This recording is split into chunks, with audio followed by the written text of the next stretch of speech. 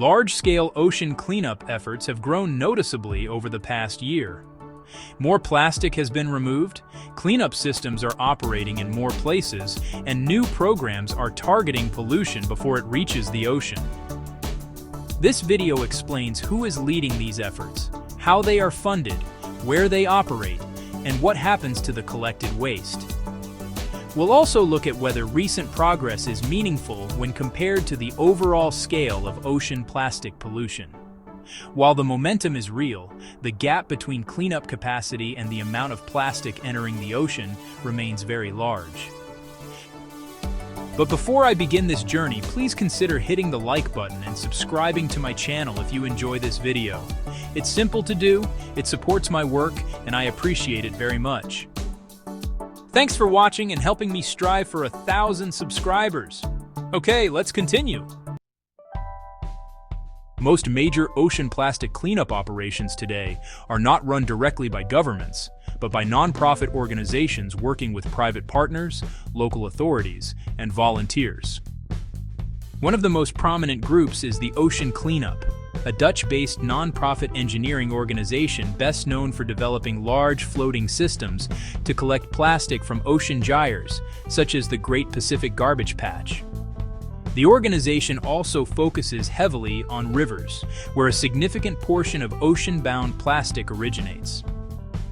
Another key effort is the Global Ocean Cleanup, coordinated by the US-based Oceanic Society along with partners such as Sea Turtle Week. Rather than relying on large offshore systems, this initiative focuses on coordinated coastal cleanups, mobilizing local organizations and volunteers across dozens of countries. Ocean cleanup organizations rely primarily on philanthropy, corporate sponsorships, partnerships, and public donations.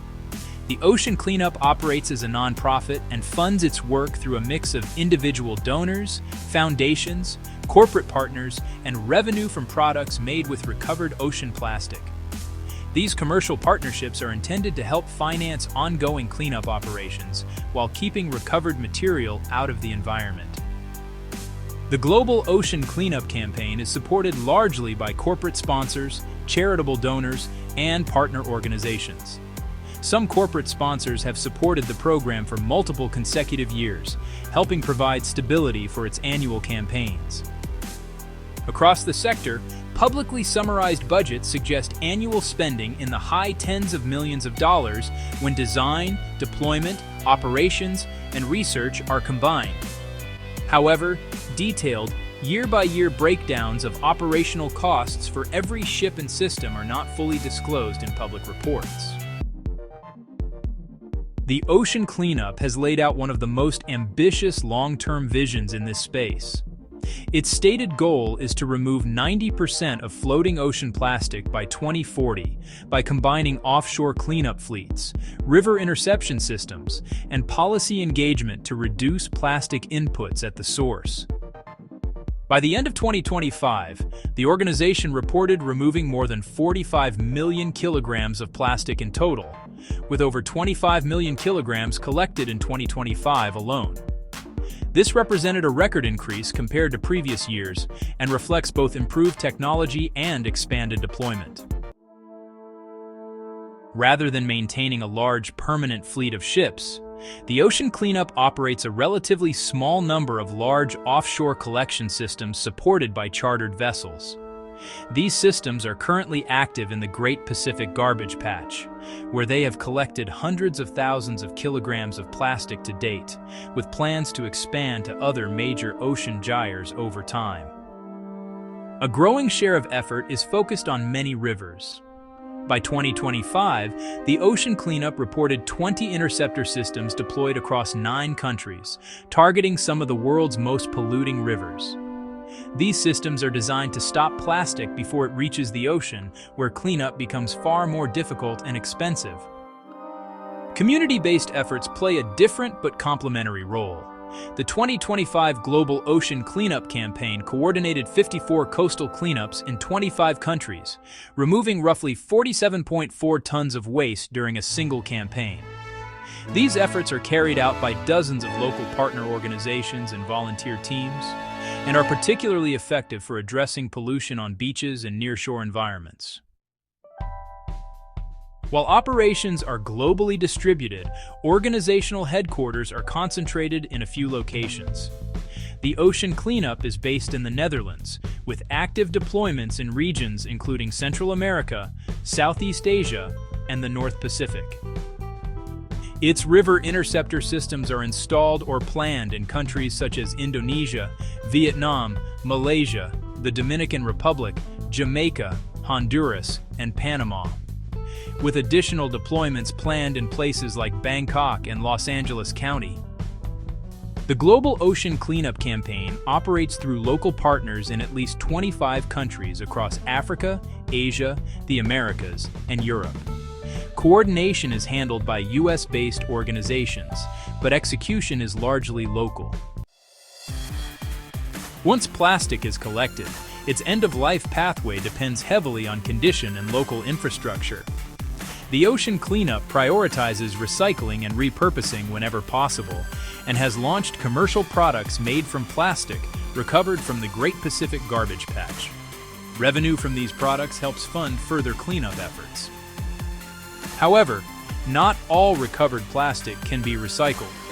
Much of it is degraded, contaminated, or composed of mixed materials.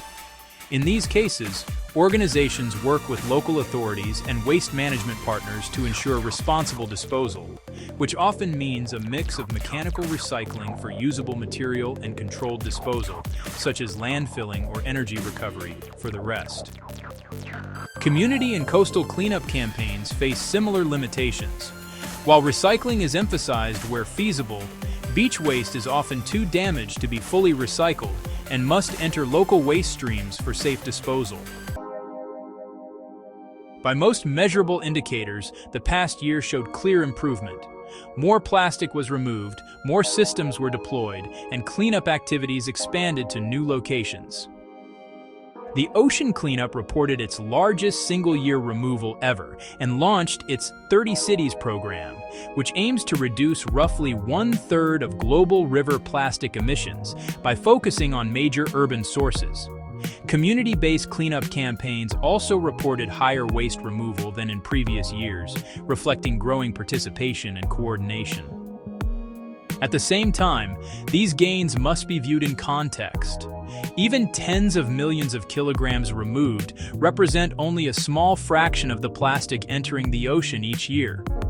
Cleanup efforts are growing, but the flow of new plastic remains far larger. Ocean plastic cleanup efforts are clearly expanding, with more systems in more places removing more waste than a year ago. These efforts are largely led by non-profit organizations, funded by donations, sponsorships, and partnerships. It's guided by long-term goals that stretch to 2040 and beyond. While recent progress is encouraging and technologically impressive, cleanup alone cannot keep pace with the ongoing influx of plastic into the ocean. Meaningful long-term improvement will depend not only on scaling cleanup systems, but also on reducing plastic production, improving waste management, and preventing pollution at its source. What are your thoughts on this matter? Leave me a comment, and then check out my video, Japan's Dissolving Plastic. I'm pretty sure you're going to like this one. Don't forget to hit the like button and subscribe. Thanks again for watching until the end, and we'll see you at the next one.